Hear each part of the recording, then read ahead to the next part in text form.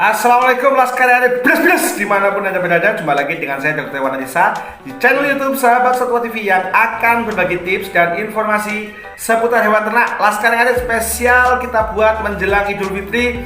Ada 5 pertanyaan dari Laskar Arif yang sudah masuk ke kolom komentar yang hari ini akan kita bahas. Dan satu diantaranya kita akan bahas tentang straw dari Belgian Blue yang sudah mulai diedarkan di masyarakat. Siap? Ada 5 pertanyaan Laskar Arif yang sudah masuk ke kolom komentar. Ada Minang Okutiman bertanya, Dok, straw Belgian Blue apakah boleh di IB di sapi peternak Indonesia atau masyarakat? Yang kedua, bagaimana dengan proses kelahirannya? Dan apakah anaknya bisa diperjualbelikan secara bebas atau hanya diterima oleh negara? Siap, itu yang pertama. Yang kedua, Jedos Bagus pertama, Dok, apakah nama lain dari treatment postpartus? Siap.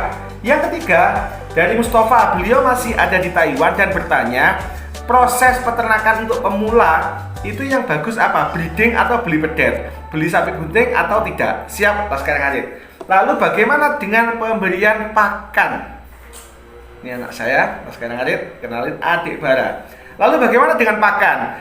Apakah aman jika fermentasi dan bagaimana porsinya? Siap. Pertanyaan yang keempat, Amir Thohir. Dok, saya mau tanya, IB saya habis minum obat cacing, terus jarak 20 hari dia birahi. Apakah aman jika di IB? Dan pertanyaan yang terakhir, Tony Andri bertanya, Dok, sapi saya jantan makannya rakus tapi kok kurus. Laskar Arif, itu 5 pertanyaan yang akan kita bahas hari ini. Dan jangan lupa, sebelum kita lanjutkan, please like, subscribe, komen, dan nanti mohon dibantu share. Dan silakan simak dulu intro berikut ini.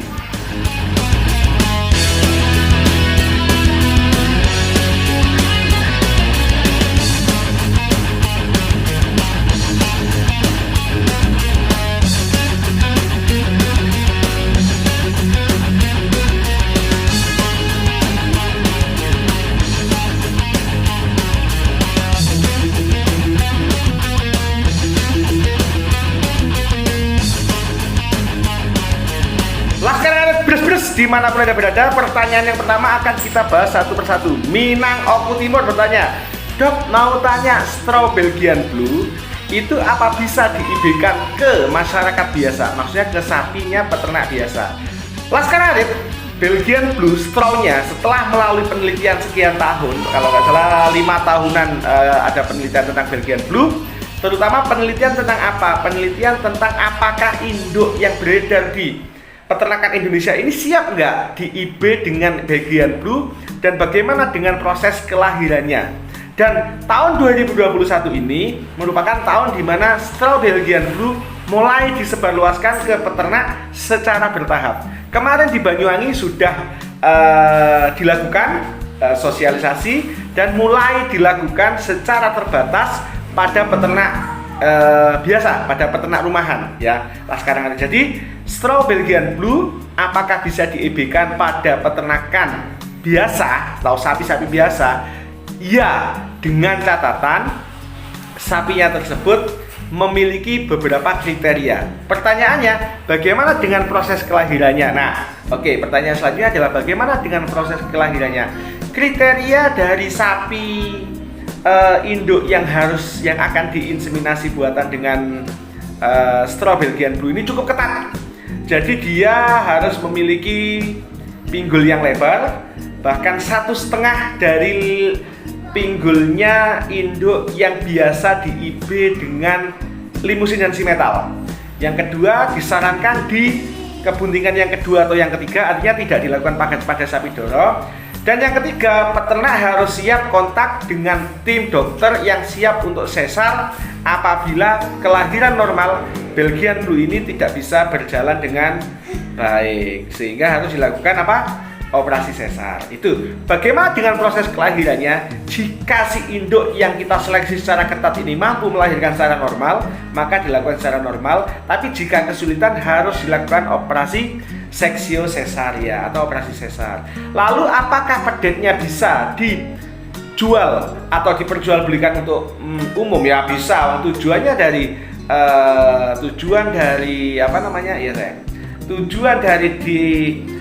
disediakannya straw Belgian Blue ini adalah untuk memastikan memastikan ketersediaan daging untuk masa depan, karena otot atau daging dari Belgian Blue ini jauh lebih besar daripada limusin dan Simmental yang sudah lebih dulu ada. Dulu ketika masuknya limusin dan Simmental juga prosesnya kurang lebih sama dengan Belgian Blue ini. Siap sekarang Arif?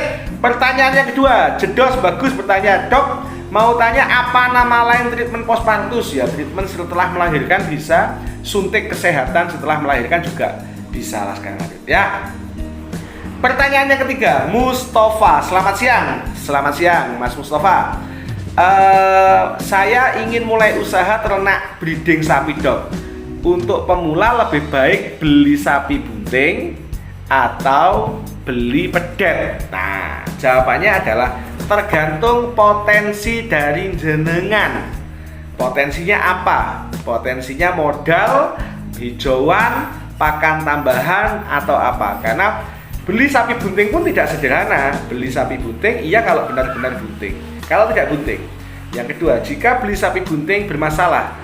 Jika tidak bermasalah, oke, siap. Jadi konkretnya jawabannya selalu sama, tergantung dari potensi yang jenengan miliki. Kalau jenengan potensi hijauan tersedia, potensi comboran tersedia, potensi dokter dan tim medis tersedia, bisa melakukan semuanya. Tetapi jika hijauan cukup langka, maka jenengan harus memikirkan untuk kapasitas besar lah sekarang hari ini. Jadi konkretnya tergantung potensinya jenengan lebih nyaman, dan mungkin jenengan bisa melihat video saya yang ini untuk jawaban lebih detailnya. Siap. Lah sekarang ada dimanapun Anda berada, kita lanjutkan pertanyaan yang keempat dan kelima. Pertanyaan yang keempat, Amir Thohir bertanya, Dok, tanya, induk saya habis diberi obat cacing, lalu 20 hari setelah diberi obat cacing, dia birahi. Apakah IB yang dilakukan ini boleh dan aman? Disarankan tidak dilakukan inseminasi buatan kurang dari 45 hari pasca pemberian obat cacing. Sekarang Arif ya. Jadi jangan dilakukan inseminasi buatan pada sapi yang kurang dari 45 hari pemberian obat cacing, karena ini akan membatalkan konsepsi, akan membatalkan terjadinya pembuahan. Sekarang Arif siap. Jadi jawabannya seperti itu. Pertanyaan yang kelima dari Tony Andri. Assalamualaikum. Waalaikumsalam. Dok, mau tanya, sapi saya jantan makanya ragus tapi kok badannya tambah kurus, mohon infonya. Siap. Sekarang ada dua pendekatan. Kenapa sapi kok bisa ragus? Sapi tersebut kelaparan karena kekurangan makan, atau sapi tersebut memang ragus tetapi dia sakit. Dia rakus karena kelaparan, porsi makanannya kurang, atau dia sebenarnya sakit kronis tetapi mental makannya dia masih bagus sehingga makannya masih rakus. Kira-kira sapinya jenengan yang mana? Nah, siap, kita bongkar satu persatu. Jika sapinya jenengan memang rakus karena kelaparan, berarti porsi hijauan kurang. Karena disarankan 10-12% dari berat badan. Syukur-syukur jika jenengan untuk menambah pemulihan gemuknya ini menggunakan konsentrat atau comboran. Jika sapinya jenengan ini, indikasinya gampang. Jika di palungan atau di tempat makan sampai kehabisan hijauan, berarti rakusnya karena luwe. Berarti rakusnya karena kelaparan lah sekarang hari. Tetapi jika sapinya rakus tapi makanannya sisa, berarti masuk ke kelompok yang kedua. Sapinya jenengan ada penyakit kronis, tetapi di mana kondisi sapinya jenengan masih mau makan sendiri lah sekarang hari. Siap. Evaluasinya apa? Yang pertama, pastikan apakah palungan selalu habis. Jika palungan selalu habis makanannya, berarti sapinya kurang makan. Siap. Evaluasi yang kedua, jika ternyata di palungan masih ada sisa, tetapi sapi ini makannya rakus tetapi tidak bisa gemuk atau makin kurus, berarti sapinya jenengan sakit. Solusi evaluasi pemberian obat cacing, jenengan amati apakah sapinya gebres-gebres, bersin-bersin ya, atau batuk. Jika ada indikasi bersin-bersin atau batuk, bisa jadi sapinya jenengan pernah tersedak dan ada indikasi pneumonia.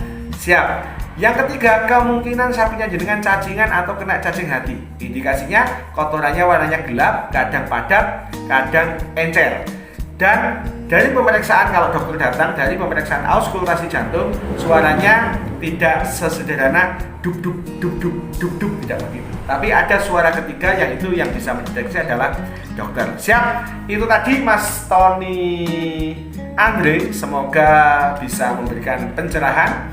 Silakan kembangkan materi yang sudah saya sampaikan, dicari-cari di Google, dibaca-baca lagi. Tapi prinsipnya apa yang saya jelaskan ini adalah pengalaman di lapangan, kita padukan dengan teori medis dan bisa dikembangkan dari beberapa kata kunci yang saya sampaikan untuk jenengan pelajari lagi, diskusikan dengan dokter yang ada di sana dan tanyakan di Mbah Google dengan catatan cari yang dikeluarkan oleh lembaga resmi pemerintah, oleh dokter hewan atau oleh kampus-kampus. Siap, karena itu bisa dipertanggungjawabkan derajat keilmiahannya dan bisa dipertanggungjawabkan kevalitannya. Siap Laskar Ngarit dimanapun Anda berada. Itu tadi 5 pertanyaan dari saya, semoga bisa memberikan tambahan informasi dan edukasi.